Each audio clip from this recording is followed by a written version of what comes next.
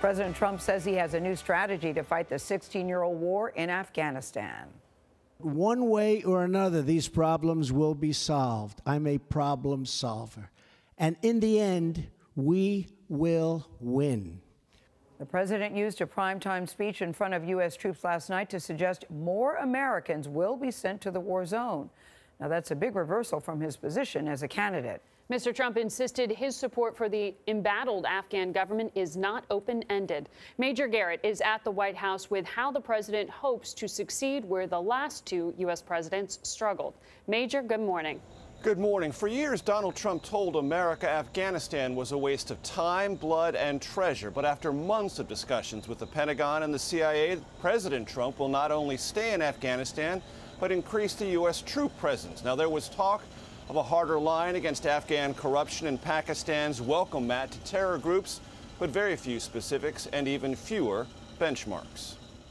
The American people are weary of war without victory. The president confided to a military audience and the nation that a complete withdrawal from Afghanistan was a real option. My original instinct was to pull out, and historically, I like following my instincts.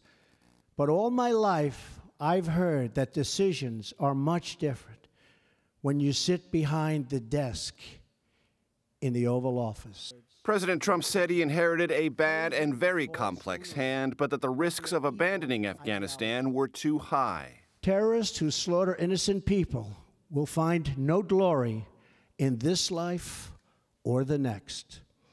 They are nothing but thugs and criminals and predators and, that's right, losers. Like presidents before him, Mr. Trump complained about Pakistan's tolerance of terror cells, and he fretted about Pakistan's tensions with India. Pakistan often gives safe haven to agents of chaos, violence, and terror. The threat is worse because Pakistan and India are two nuclear-armed states.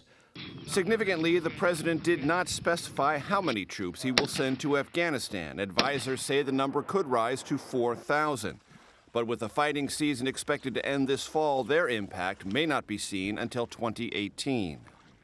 I will not say when we are going to attack, but attack we will. Mr. Trump walked a fine line between open-ended commitment and a new deadline for withdrawal.